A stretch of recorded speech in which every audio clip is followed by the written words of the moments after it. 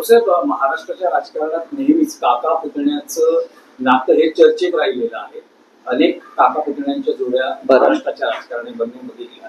वाढदिवसानिमित्तानं राज ठाकरे आणि आदित्य ठाकरे पहिल्यांदाच शुभेच्छांच्या बॅनरवर एकत्र दिसत आहेत. देऊ त्यांना शुभेच्छा.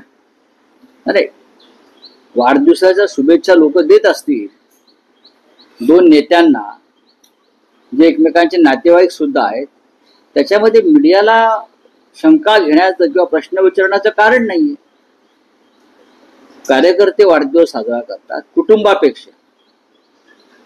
कुटुंबापेक्षा आता वाढदिवस, नेत्यांचा वाढदिवस हे कार्यकर्ते साजरा करतात आणि ते त्यांच्या भावना असतात. पण पहिल्यांदा असं होतं आहे की उद्धव ठाकरे यांचे कार्यकर्ते किंवा शिवसेना उद्धव बाळासाहेब ठाकरे पक्षाचे कार्यकर्ते हे आदित्य ठाकरेंचा वाढदिवस साजरा करताना शुभेच्छांचं होर्डिंग लावताना त्यावर राज ठाकरेंनाही शुभेच्छा देतात. चांगली गोष्ट आहे ना.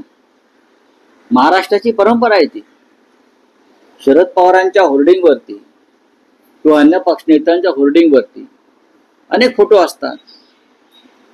शुभेच्छा देण्यासाठी कोणाला परवानगीची गरज लागत नाही आणि त्याच्यामुळे मीडियानं याच्यामध्ये उगाच वेगळा अर्थ काढू नये.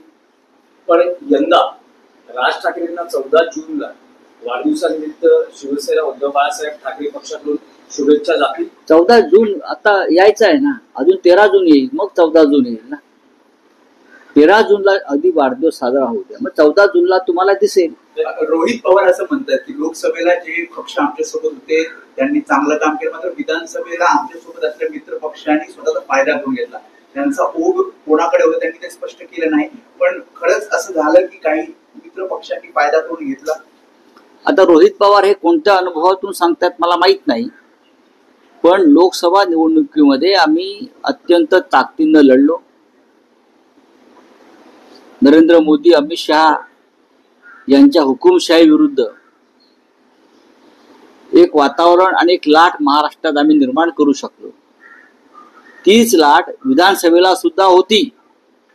कोणत्याही परिस्थितीमध्ये महाराष्ट्रातल्या घटनाबाह्य सरकार जाणार अशाच प्रकारचं वातावरण होतं.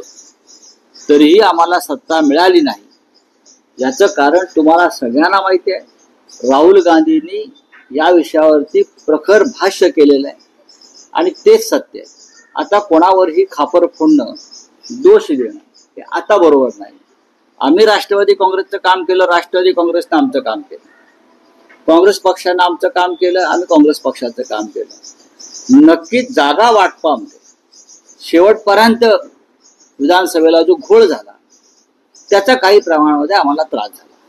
शेवटी लोकसभेला जागा वाटप सोपं होतं. एखाद दुसरी जागा सोडली तर फार वाद नव्हते.